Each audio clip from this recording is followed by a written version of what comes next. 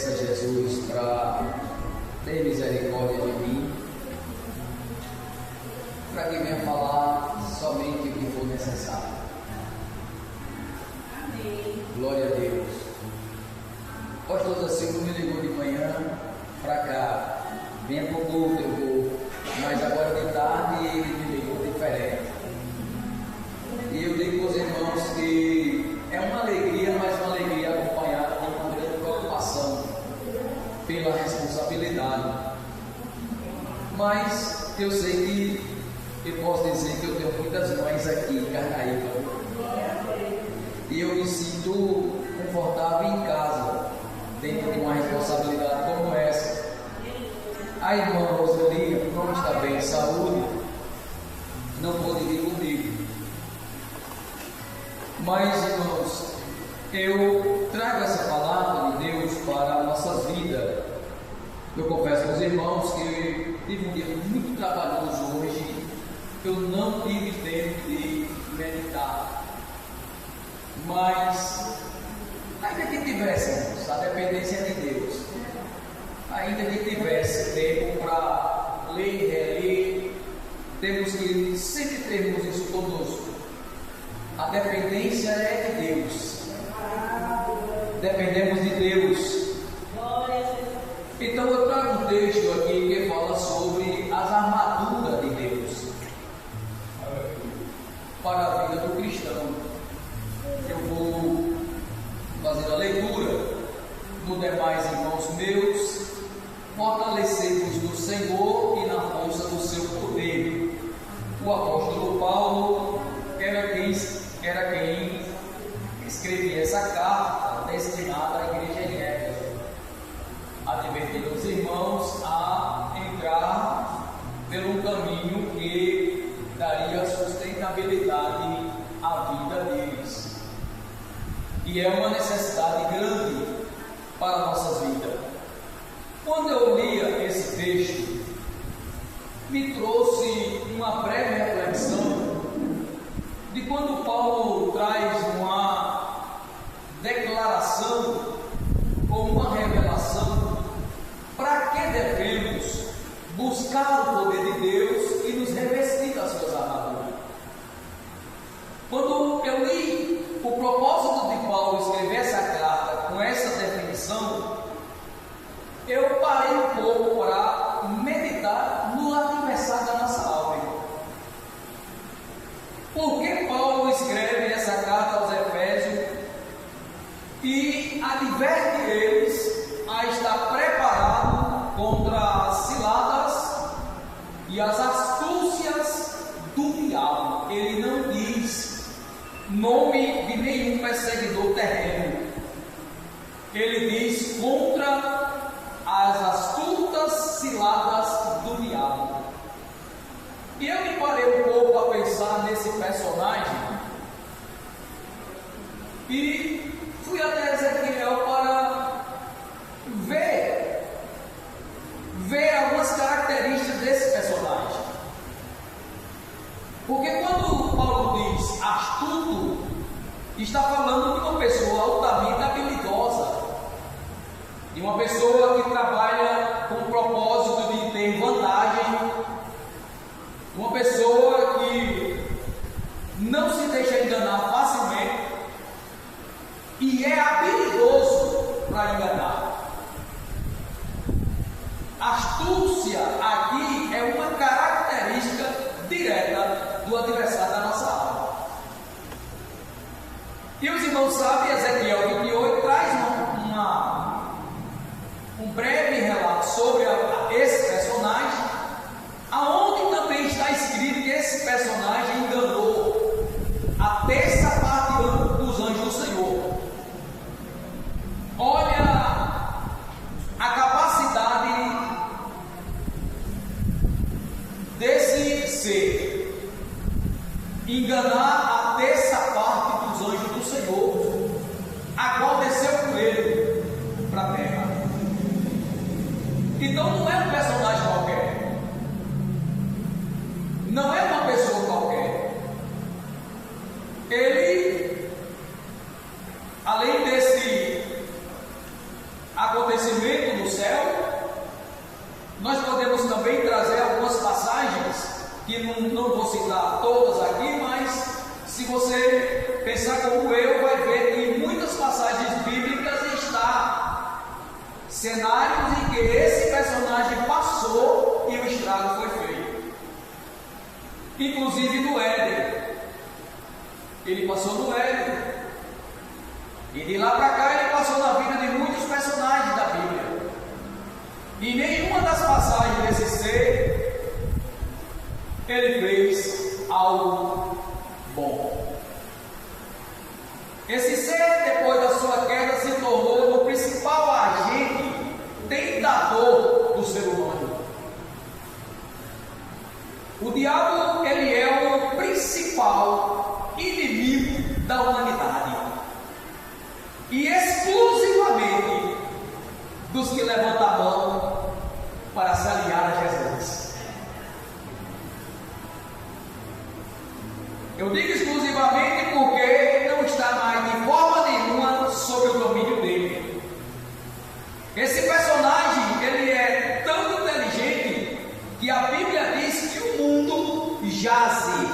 Essa palavra jaze fala de influência, de motivação. Ele é um dos maiores influenciadores mundanos. Para você ver quem é esse personagem. Esse personagem, ele tentou o próprio Jesus. Mateus capítulo 4 não foi só aquela vez. Diversas passagens bíblicas mostram, em outras passagens, ele também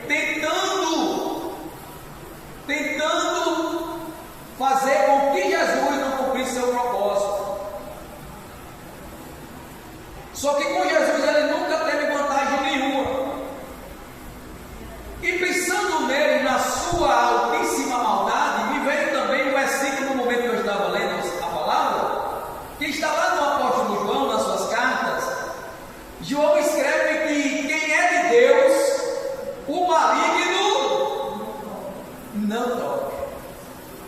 Agora eu abro um parênteses para dizer uma coisa para nós, que também me veio à memória quando eu estava pensando nisso, que o cristão não deve se conformar achando que a responsabilidade é de Deus e eu estou seguro e não preciso me mover. Os que são de Deus, o maligno não toca. O mundo jaz no maligno. Esse ser, eu não vim aqui falar dele não, meu irmão. Eu estou só trazendo um breve comentário para nós, porque quanto mais você conhecer seu adversário, melhor será para os seus planos defensivos. Não só para você, mas para você e sua casa. Você não precisa defender só você, mas você precisa defender você e sua casa. E quanto mais conhecer o inimigo, mais meios protetivos teremos. Ele não brinca. Por isso que o apóstolo Paulo, ele adverte os irmãos a fortalecer-nos no Senhor e na força do seu poder. Essa atitude cristã, ela vai favorecer a mim e a você uma estabilidade firme diante desse personagem. Amém, meus irmãos? Porque a Bíblia diz que se nós resistir a ele, a Bíblia diz que ele foge. Resistir ao diabo e ele. Mas para resistir ao diabo, precisamos estar fortalecidos do poder de Deus. Senão não temos como resistir. Não temos resistência. Se não estivermos cheios do poder de Deus. Então, para resistir ao diabo, precisamos estar cheios do poder de Deus.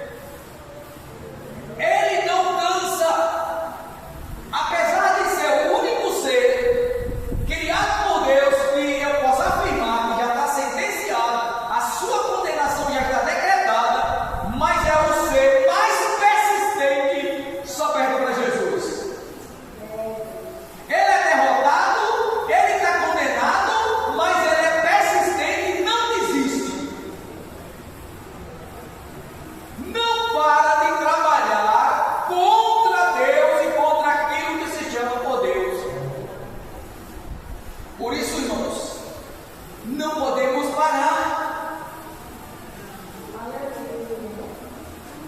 Não podemos parar, não podemos deixarmos as nossas práticas que aprendemos. Eu mesmo particularmente aprendi quando aceitei Jesus, que o crente precisa orar, o crente precisa ler a Bíblia, o crente precisa jejuar, ele precisa consagrar a vida a Deus, ele precisa se fortalecer no Senhor e na força do seu poder, todo dia, toda hora, todo momento.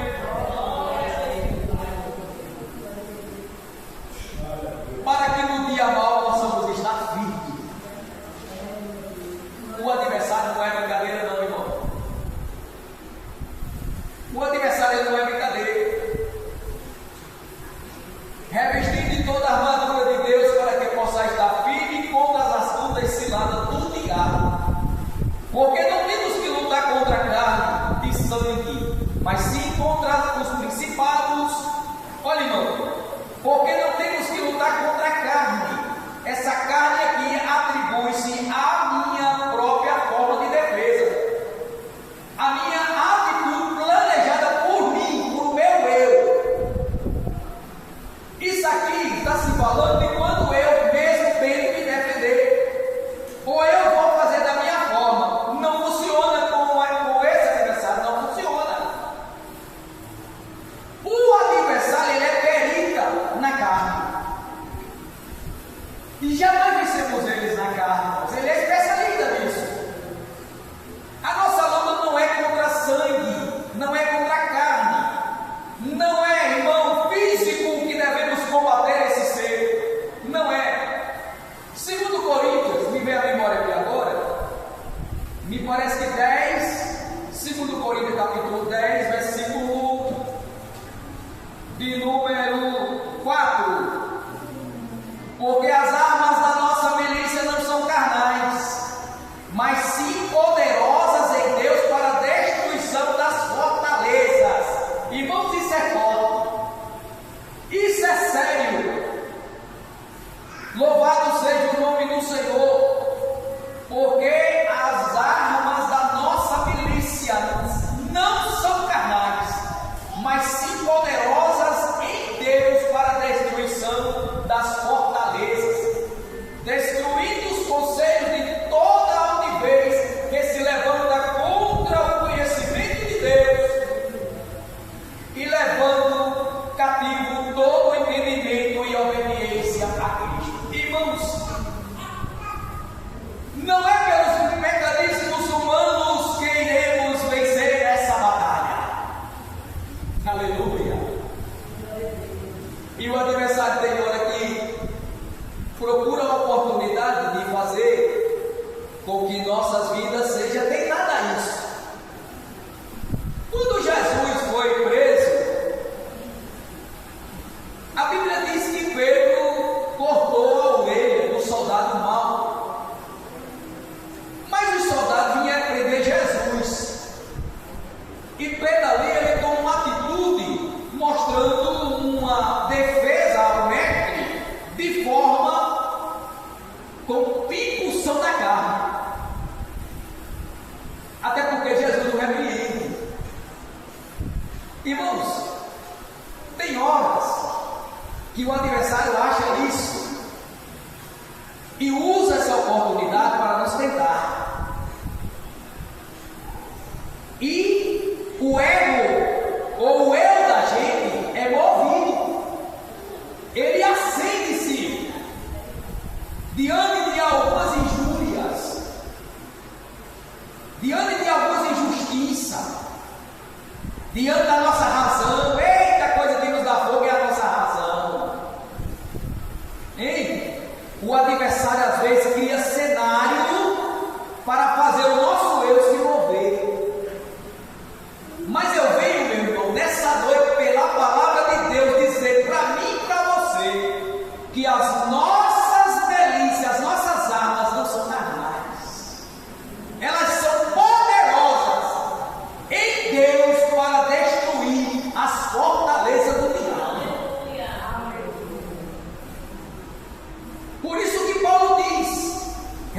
revestivos do poder de Deus.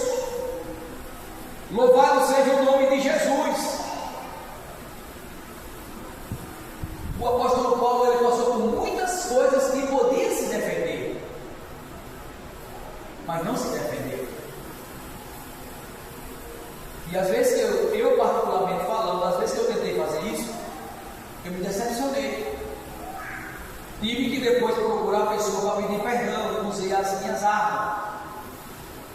O crente tem que ter cuidado para não usar as armas erradas. Aleluia. E é necessário andarmos com os olhos abertos, irmãos. Irmãos, tem uma coisa na minha mente que eu vinha pensando, e eu não contei ainda aqui, porque vai tomar um tempo além da conta. Mas é uma coisa necessária para nós, principalmente quem tem criança. O adversário, ele está investindo cedo para desnortear a mente das crianças e trazer transtornos e perturbação aos lares. Eu tive uns meses nos cuidados de uma criança, não vou dizer, é da família, não vou dizer o nome dela, nem os pais. E me chamou a atenção que essa menina, ela tinha uma perturbação noturna. Primeiro, ela não tinha sono para dormir, se deixasse, ela passava a noite toda acordada. Mas 11h da noite, ela começava a chorar, pedindo comida. E me chamava a atenção que nenhuma das comidas que tinha dentro de casa ela queria. Ela queria um tipo de comida que não tinha. Eu disse, gente, até tem um negócio errado aí. 11h da noite. Puxa, tem um negócio errado. E comecei a parar nesse sentido de entender o que era aquilo. E Jesus me deu um discernimento extraordinário. Eu tenho pena porque os pais não são crentes, mas eu disse à pessoa que está próxima a mim, que é bem chegado da família, para dizer aos pais para tomar cuidado. Irmãos, 24 horas na televisão, sai da televisão do celular.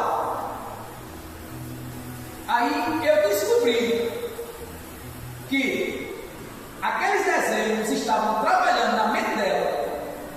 Deixou de ir para a escola, não queria mais tomar banho. E esse espírito de perturbação noturna para comer uma comida que não tinha tudo que você dissesse que tinha, ela não queria. É um negócio errado. Aí eu descobri que existe uma entidade, o espírito de perturbação infantil, que ele tem um domínio sobre as crianças que adultos normais nunca irão compreender. E eles é que produzem o desejo do alimento que eles querem que ela coma. E eu descobri isso. Na mesma pessoa tem um desenho que é um jogo. E naquele jogo está ela e a boneca do lado. Escute isso, irmão. Quando ela pontua o jogo, ela tem o direito de tirar uma peça da boneca. Olha para isso. Na televisão tem um jogo. A menina sentada e a boneca do lado. Aí ela pôs um ponto, tira uma peça da boneca. Aí faz outro ponto, tira outra peça. Quando acaba as peças da boneca, aí o desenho diz, agora começa na sua. E aí eu entendi. A pessoa dava banho na menina e vestia a roupa. Com 10 minutos a menina estava só com a peça aí. Eu digo, esse negócio está errado. Eu estou dizendo isso aqui para você ter cuidado com sua criança, com o celular sozinho, com televisão e desenho sozinho, porque o adversário, ele não brinca nem um segundo. E eu chamei a pessoa responsável em advertir, mas me dá dó que as pessoas, os pais não são crentes. Mas o lar cristão não pode, irmãos, andar desapercebido a isso. As mensagens através dos desenhos, principalmente da Globo, são subliminares. Os adultos não entendem.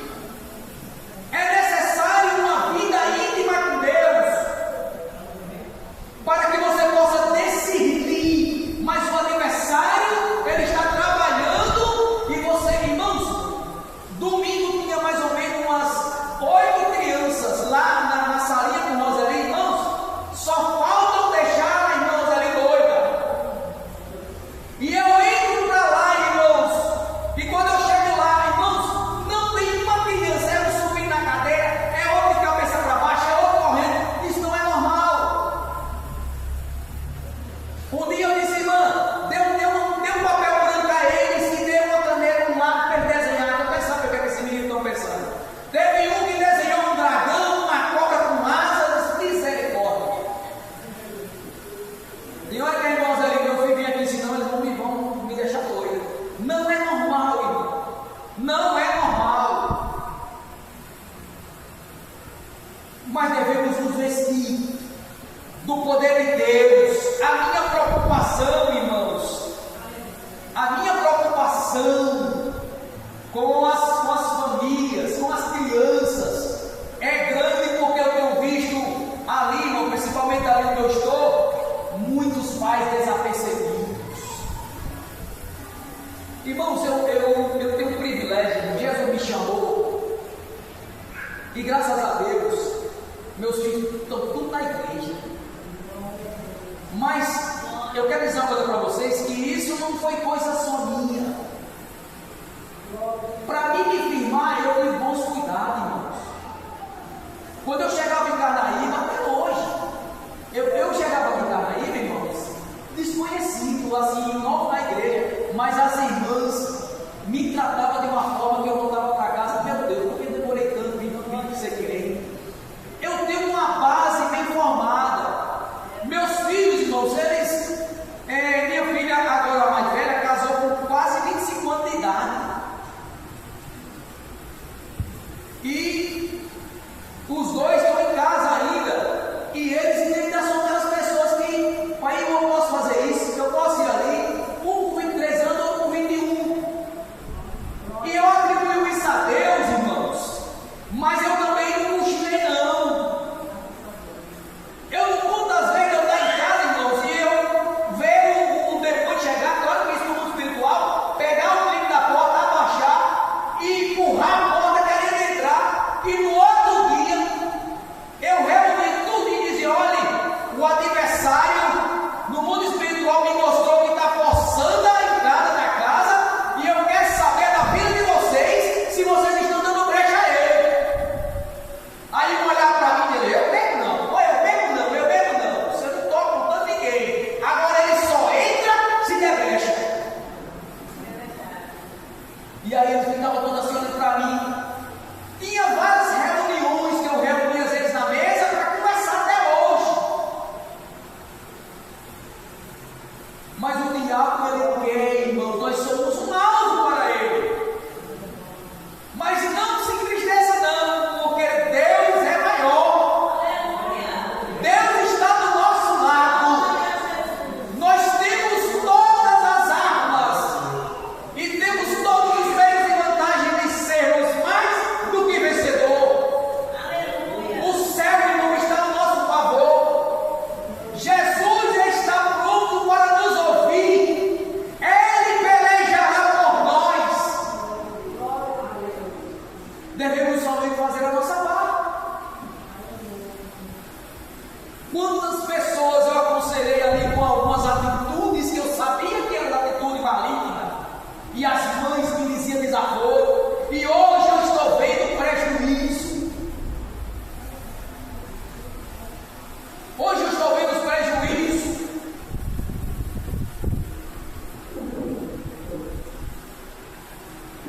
Irmãos, continuando, principados são anjos elevados a posições e delegações.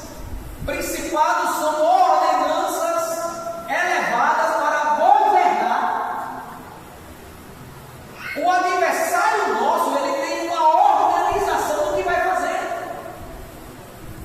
Principados,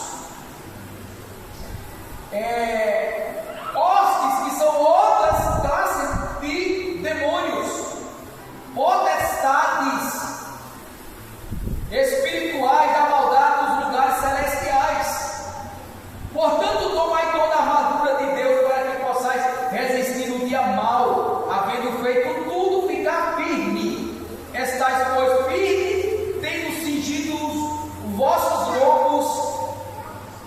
com a verdade. A verdade, irmãos, deve ser uma característica que nos dê legalidade para estarmos de pé. Aleluia. Irmãos, a verdade é uma identidade de Jesus. Jesus é a verdade. Está em João 14, capítulo 14 de João, versículo 6 e 5. O próprio Jesus se identifica como a verdade. A verdade é um atributo divino necessário para quem quer vencer diante do diabo. Por quê, irmão? Irmão, Satanás, ele é o pai da mentira. Está em João 8:44. Quando fala de mentira, fala do que ele é próprio, porque desde o princípio nunca concordou com a verdade. Ele é mentiroso.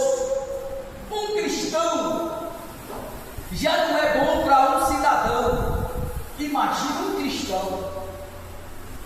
Então, quem quer triunfar diante dele precisa ser verdadeiro, andar na verdade, ser sincero, ser sim, sim, não, não. E a gente às vezes é tentado.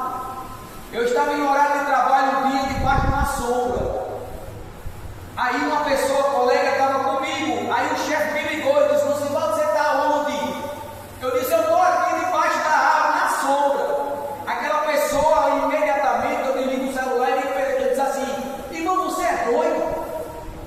Nós estamos no horário de trabalho, você diz o chefe que está na sombra. Eu digo: meu irmão, eu sou crente, eu não posso mentir. Aí ele disse assim: irmão, mas se defender de vez em quando não é pecado, não.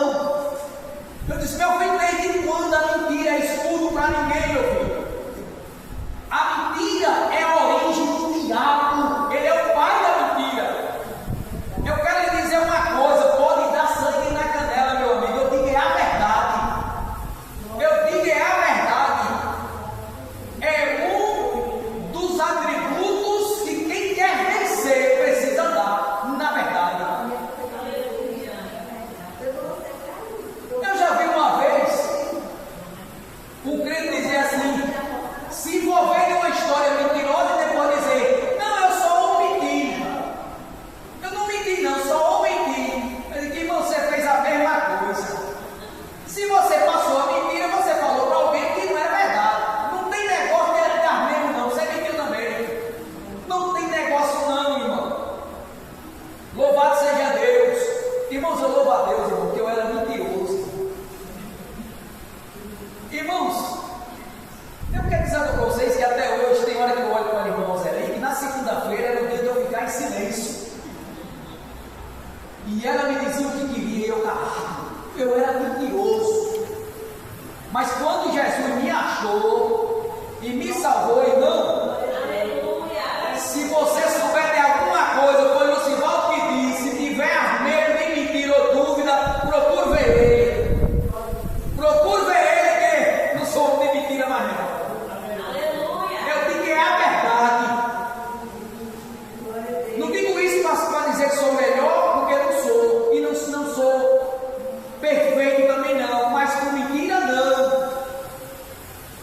Às vezes meu pai briga comigo, eu vou contar um caso e diz assim: ó, já vem mentir. Eu disse: não, mentir não. O senhor sabe que eu tenho 18 anos de crente. Não sou de mentira mais não.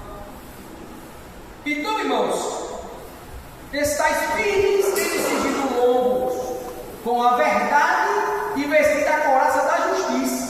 Justiça aqui, irmão, é o símbolo da retidão. Você sabe o que é couraça da justiça?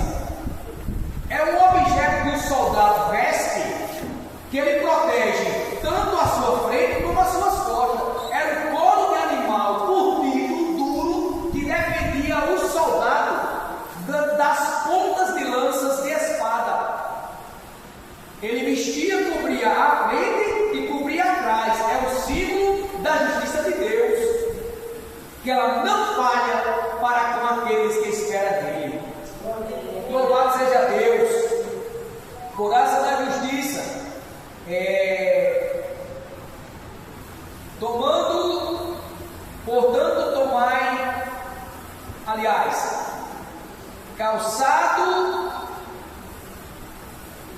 calçado os pés na preparação do Evangelho da Paz. Isso aqui tanto fala em uma preparação para o anúncio, quanto também fala do andar. O crente, para triunfar diante do nosso adversário, precisa ter um andar equilibrado. E eu sou testemunha, irmã Angélica. Quando eu aceitei Jesus, irmão, o irmão João mais irmão Alexandre me levava para todo lugar. Aí quando foi o dia, eu recém-convertido. A irmã Rosalina disse: meu filho, eu tenho um negócio para lhe contar que eu sonhei com você. Eu digo: e o que foi? Eu vi você e o irmão João, o irmão Aristóteles, no jeito que vocês sabem para evangelizar. Só que eles dois iam caminhando firme, porém você ia manquejando. Eu digo: não precisa dizer mais nada não, já entendi. Então o crente precisa calçar os pés na preparação do Evangelho da Paz. Preparação para anunciar e cuidado no andar, porque os pés também falam do andar do cristão, como deve ser. Senão o adversário tem o que nos acusar. Tomando sobretudo o escudo da fé, com o qual podereis apagar os dardos inflamados do maligno. Esse escudo aqui tinha um acabamento borrachudo, um acabamento de um material que ele não queimava, ele não pegava fogo. O dardo inflamável aqui, no sentido literal, são flechas lançadas pelos inimigos aos outros, acesa. Por isso que Paulo diz: dardos inflamáveis. Esse escudo defensor, quando a flecha enfiava, o fogo não pegava, ele se apagava, porque o material era próprio para apagar. E esses, trazendo para o sentido espiritual, isso aqui, inflamáveis, pode ser, irmãos, ataques mentais na nossa vida. Palavras distorcidas, palavras mal entendidas, algum tipo de injúria contra o irmão, contra alguém, algo mal interpretado. Tudo isso pode ser um dardo inflamável mandado pelo adversário. Mas o crente precisa ter o escudo da fé para apagar todos os dardos inflamáveis do ladrão. Aleluia. Tudo que vier à minha mente contra meu irmão é dardo do diabo. Mente de crente, irmão, não pode receber mensagem para fazer o mal contra o seu irmão, não. Não pode não, irmão. Isso é coisa maligna. Dardo do inimigo. Punha o capacete, o escudo da fé e diga: aqui não, aqui não. Louvado seja Deus. Deixa eu finalizar, irmão, que o tempo acabou. Tomando também o capacete da salvação. Isso fala também de uma proteção. Literalmente falando, o capacete protege a cabeça, mas espiritualmente falando, protege a mente. Irmãos, uma vez na minha, eu orava, eu não oro hoje, eu orava antes, não. Eu orava muito, e um dia eu pedi a Jesus: Senhor, coloque em mim o capacete da salvação. Depois dessa oração eu fui dormir. Irmão, quando eu comecei a cochilar, eu fui tomado assim para um local, e nesse local eu só vi as mãos colocando o capacete bem pequenininho na minha cabeça. Eu digo: Jesus, que coisa extraordinária, irmão. Proteção da mente, irmãos. Porque tem de gente doente mentalmente falando. O que tem de facilidade hoje das pessoas se levar a um sentimento contrário mandado pelo diabo. Ai, irmão, quanta gente hoje com negócio de ansiedade, com depressão, com tristeza mental, se debilitando a si mesmo, se desvalorizando, minimizando o seu potencial. Dardos inflamáveis na mente. Irmãos, um dia eu estava num lugar chorando e disse: Jesus, não é possível. Eu te aceitei num sofrimento desse e comecei a lamentar, só lamentação, murmuração. Irmão, Jesus me deu uma palavra. Irmão,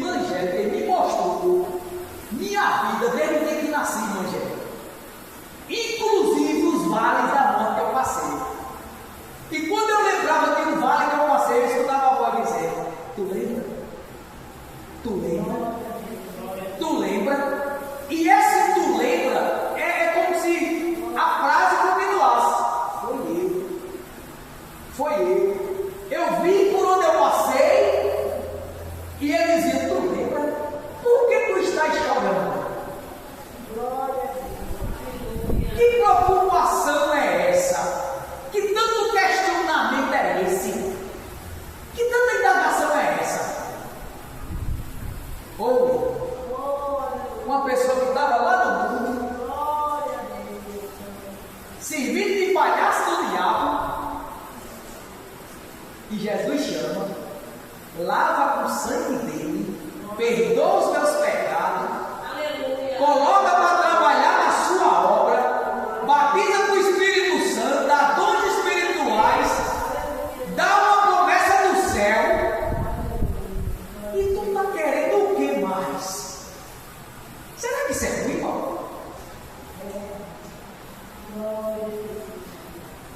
Eu estava conversando com um cidadão hoje e disse a eles, ele falando assim que muitos se apegam muito em riquezas, bem materiais, colocam ali a sua confiança.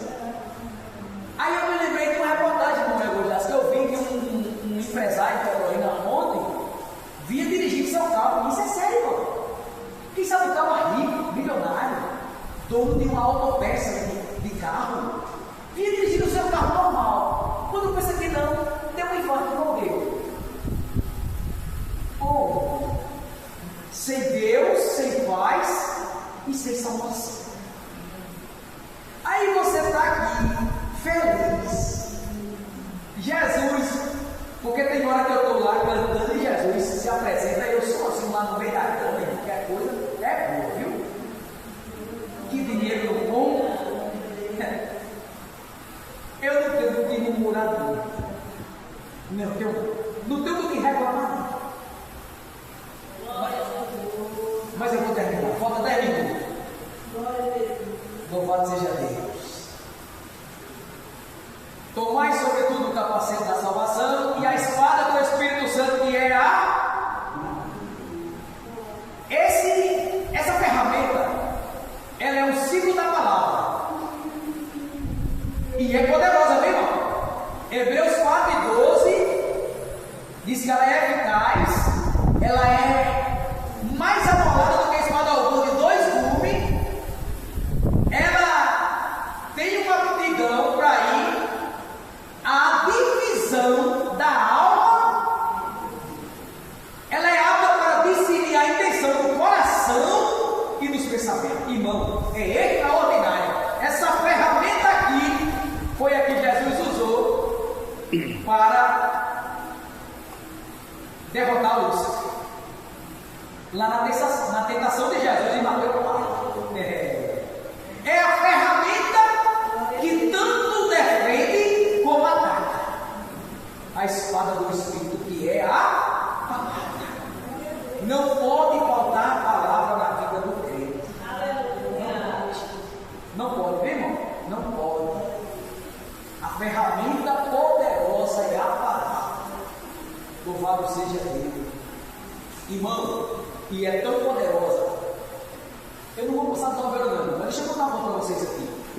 Um dia, os irmãos da Agrovale, todo o setor tinha um culto. Em todo o setor da Agrovale tinha crente. Em todo o setor, quase todos tinha culto. Só que na fábrica é onde os donos e os gerentes maiores andam. Aí um dia andou um gerente lá em Noel Gujati, andou parar com aquele negócio, que aquilo ali ia ter perdido. Quando ele mandou parar, nada mais dali para frente dava certo. E quando quebra a fábrica ali, que ela está moendo, o prejuízo é grande, não precisa parar. Quando ela começa, só é para parar quando termina. Cada parada ali, vocês não imaginam quanto custa para eles. E nada mais dava certo. Aí alguém ousou dizer a ele, isso aí foi porque você parou os cultos. Ele foi lá e chamou os irmãos e disse assim, ei, começa os cultos de novo. Para ver se a coisa anda, porque não está andando. O irmão Laércio, ninguém pegava um facão, ele trabalhava no pó de cimento, ninguém pegava um facão para trabalhar enquanto ele não fazia o culto.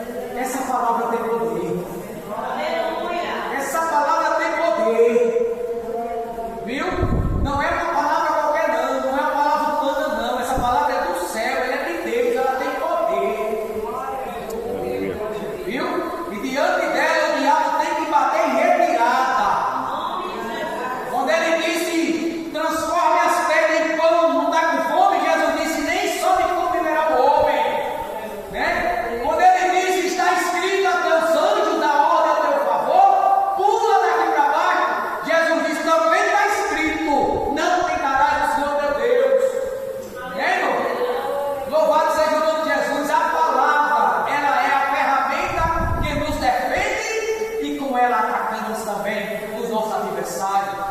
E para finalizar, orando em todo o tempo, com toda oração e súplica no Espírito, e vigiando nisto, com toda perseverança e súplica por todos os santos. Aleluia!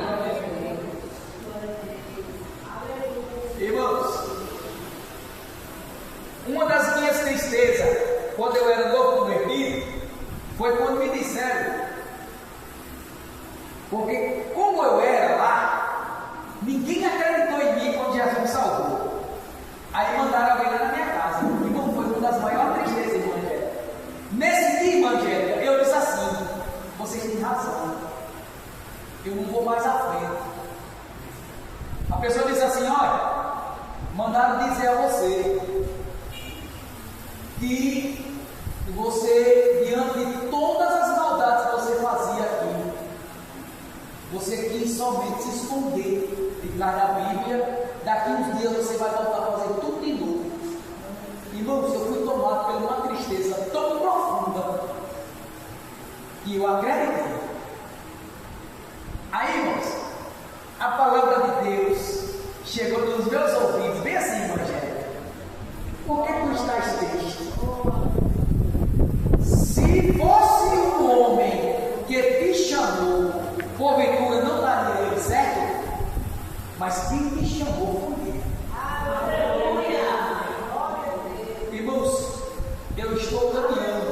Eu falei 18 anos, eu estou caminhando para 18 anos de Jesus me aceitou.